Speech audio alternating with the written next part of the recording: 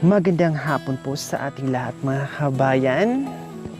Nandito pa rin po tayo sa kabundukan. Kung nakita nyo po, ayan po.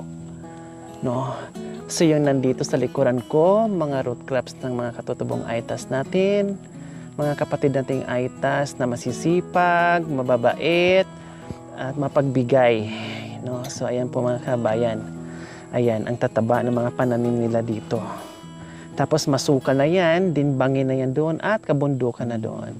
So ayan, patuloy pa rin po tayo sa hapong ito, sa paglalakbay natin para maghahanap ng mga katutubong aitas na talagang mapamahal ka sa kanila dahil bukod sa masipag, napakabait at mapagbigay sa atin. So ngayon, sa ahaba na aming nilalakbay mga kabayan, at tago na itong balay nila, no? Tago na yung bahay nila mga kabayan. Hindi na talaga basta-basta mapapansin dahil nakatago ito na sa ilalim kumbaga. Pero natanaw natin, no? Natanaw natin at sabi ko, teka, babaan nyo at puntahan nyo kung meron nakatira dyan. So nung pumunta yung ating team, no?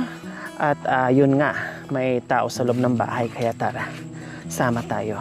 So ayan po mga kabayan, ang ganda ng mga halaman, flower. Damo yan pero parang flower na siya. So ayan po yung bahay. At ito nga may tao. Hello! Ayan. Pasensya na sa disturbo ha. Pupunta kami dyan. Ang cute naman ng bahay nyo. Oh. Diba? Mga balat ng o puno ng saging. Natuyo na lang siya. Pero at least, hindi sila mabasa sa ulan. Wow, ang cute naman dito. Wow, may mga manok pa. Oh, nakita ko ang tataba ng mga gabi. At mga parang halaman. Oh, 'di ba? Ang tataba ng mga gabi nandiyan. Mga pananim niyo po ito, ate? Opo.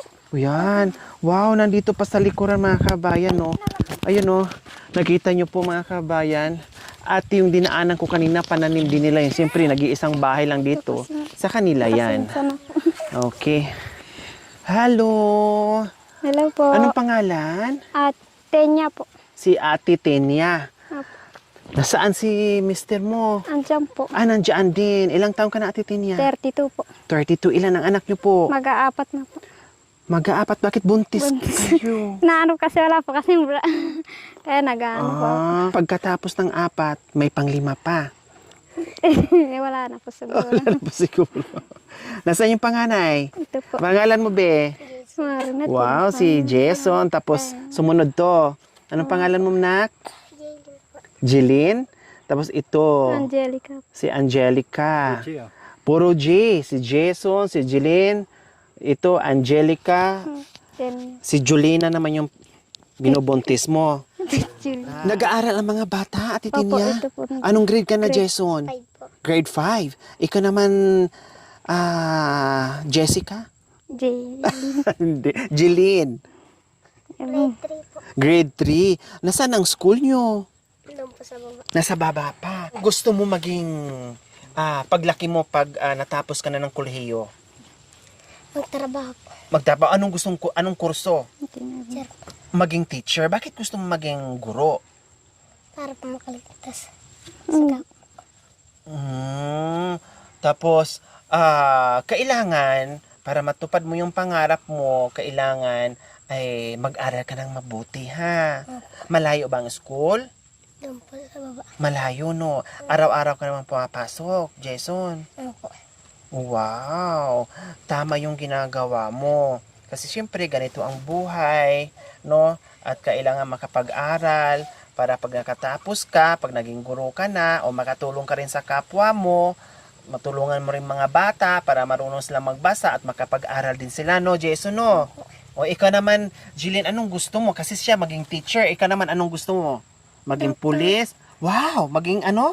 Doktor. Wow! Maging doktor! Bakit gusto mo maging doktor? Para po makaligtas ng kapwa po. Yung mga batang may sakit, yung mga kapwa na may mga sakit, yun ang gusto mo, kaya gusto mo maging doktor. Tatayog ng mga pangarap, kaya hindi nila iniinda yung paglalakad nila araw-araw mula dito papuntang school, no, dahil ang tatayog pala ng mga pangarap nila, gusto sila makapagtapos, gusto makapag-aral at makakuha ng magandang kurso para makatulong sa kapwa at syempre para naman kahit papaano ay magiging maganda yung buhay nila pagdating ng araw. Bayan, nandito na kami sa loob ng bahay nila, ang cute, no, siguro sa gabi dito super lamig. Opo. No, nakakayanan ng mga bata or sanay na rin sila? Sanay na po. Kasi yung ibang mga kapatid nating Aitas, yung iba naman, parang may malaking kahoy sila, tapos parang sinisindihan lang nila dyan, kasi pag nilalamig sila, parang yun ang pangpainit nila, pag yung hindi na nila kakayanin yung sobrang lamig, yung lamig, no? Ate Tenya, tama? Opo. O ano naman ang hanap buhay, kumusta naman dito sa tirahan nyo, Ate Tenya? Medyo mahirap po. Bakit nasabi nyo medyo mahirap? Kasi pag minsan mayroong pangkain, minsan wala. Kasi sideline lang po yung asawa ko. Anong trabaho ng mister nyo? Minsan po sa baba, nakikipagtrabaho po siya. Anong Tapos- klaseng trabaho? Construction po. Pero pag po, umuwi din po kasi siya. Kasi yung anak ko po sakit, ayaw niya po nalalayo yung tatay niya. Tapos pagdating dito, mangangalap po ng puso. Mag po na. So, paminsan-minsan nakaka-sideline, construction. Tapos, bukod doon, may mga pananim naman. Opo. Sa inyo yung nandito sa palibot? Yan po kay tatay. Sa totoo lang po kay tatay, Peluya. Pero yung iba dyan, ito, sa inyo yung pananim. Opo. Wow, at least kahit pa paano, may sideline si mister mo, tama yung ginawa niya, hindi umasa doon sa construction kasi minsan walang trabaho sa construction, minsan meron, o pag meron kang pananim, pag walang trabaho, merong maaani, merong maibibenta, at merong pambili ng pagkain sa mga bata. Opo. 'Di ba? So si Kuya kasi nakahawak sa bunso nila, no? Opo, Dahil tatay po kasi. makatatay at umiiyak, hindi tayo magkakarinig. Nakita nyo naman kanina at pumunta doon sa tatay niya kasi umiiyak. No, natakot siguro sa atin. Siyempre, ngayon lang nakita yung mukha natin, no? At nakakatakot pa yung mukha natin kaya iiyak talaga yung bata. O kumusta naman? Meron kayong maisaing ngayong hapunan? Konti lang po. Meron O, ako. kahit pa paano paano. meron. Anong ulam? May po, daw ng Dahon gabi. ng- Gabi.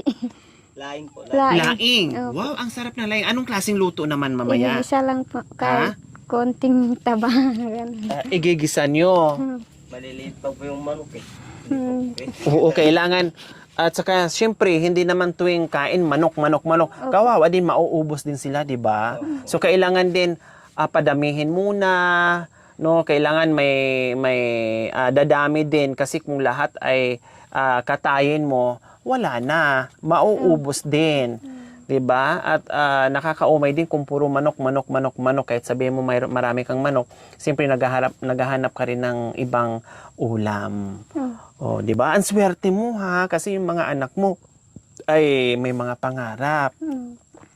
Hindi sila nagrereklamo sa eskwelahan nila, talagang naglalakad sila at ang tatayog ng mga pangarap nila. Yung isa gusto maging guro, yung isa man naman gusto maging doktor, maging doktora. Oh, balang araw pa nakapagtapos yan, nako, donya ka. Papay-pay ka na lang. Oh, di ba? Sa awa ng Diyos, sana po makatapos sila. Oh, kaya wag tayong mapagod, paaralin natin sila ng paaralin ha, Tita Tanya ha. Para yung gusto din nilang pangarap matupad, ay isa din kayo doon sa magiging successful din ang buhay at makamit din yung medyo masarap-sarap na buhay pag nagkataon ay pinaaral mo sila ng tuloy-tuloy, di ba?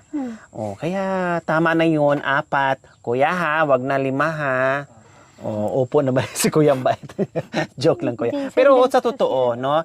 Kasi nakita ko yung buhay nyo dito, no? Ang dami ko na natulungan ng mga kapatid nating Aitas, no? Ang dami ko na napuntahan. Ako'y naaawa at ako'y napamahal sa mga tulad nyo kasi ang sisipag nyo dito sa kabundukan.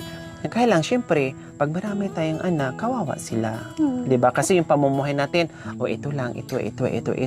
And then, pag madami kang anak, hindi na sila makapag-aral. Unlike kung 4 lang, kakayanin nyo na magpaaral. O malay nyo hanggang high school o hanggang kolehiyo, kundi maganda, di ba? Okay, sige, sa hapong ito, meron kaming daladalang surprise para sa inyo. Salamat po.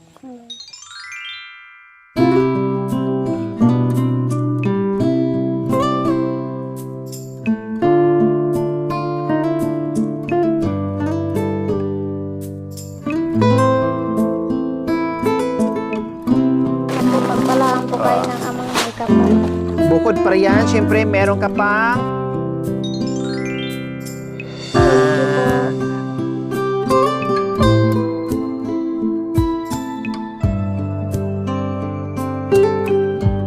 Maraming salamat po sa inyo at sa mga taong tinulungan niyo po dito sa amin. Maraming salamat. Malaking tulong po para po sa amin ang mga pagdating niyo po sa amin at sa amang may kapal na pinapunta niya po kayo dito. Salamat, Pinalagyan po kayo. Ate Tenia. Sana po lagi po kayo mag-ingat sa pagbibiyahe niyo po. Ingatan niyo po kayo. Ayan. Ang Ayan yung madalas pinababaon sa atin, no? At tayo ay pag-uwi natin, no? Talagang may salita silang mag-ingat kayo, gabayin kayo ng Panginoon Diyos.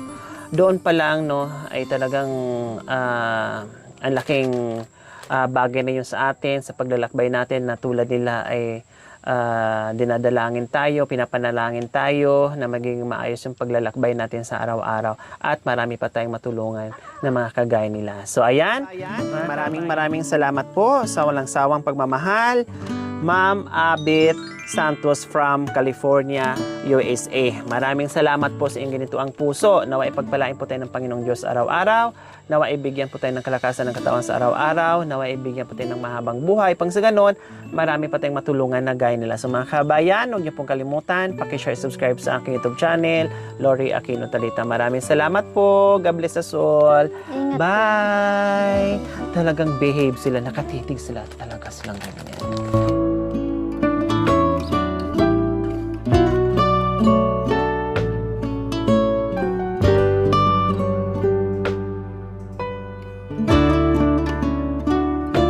Ano yan, kuya?